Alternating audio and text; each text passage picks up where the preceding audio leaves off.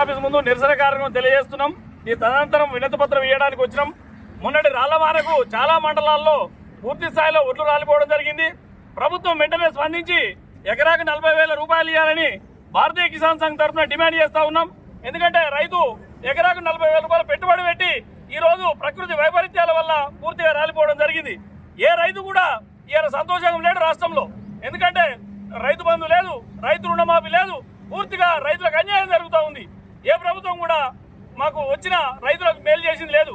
ప్రతి గంటకు 200 మంది రైతులు వ్యవసాయాన్ని వదిలిపెడుతున్నారంటే దీనికి కారణం ప్రభుత్వాలు వెంటనే ఈ నష్టపరిహారాన్ని చెల్లించకపోతే రైతులు వ్యవసాయం చేసే పరిస్థితి లేదు. దయచేసి వెంటనే ఎకరాకి 40,000 రూపాయలు నష్టపరిహారం ఇవ్వాలని భారతీయ కిసాన్ సంఘ్ తరఫున డిమాండ్ చేస్తా ఉన్నాం.